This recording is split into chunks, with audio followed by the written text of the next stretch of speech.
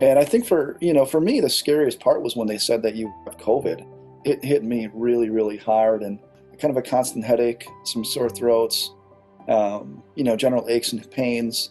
The one nice thing that I didn't have was my oxygen level didn't necessarily go below a dangerous level, and I didn't feel a lot of fluids in my lungs, which I know is what one of the common symptoms where people are actually having to be rushed to the hospital.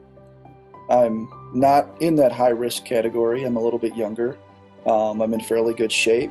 So I thought maybe I'm going to get it for a couple of days and it's going to move on. I'll serve my quarantine isolation and I'll be back at work like normal.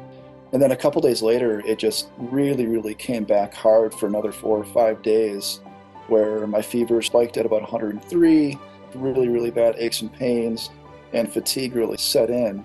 I think I was under the weather with COVID pretty bad for about 3.5 weeks, which is a lot longer than what people think.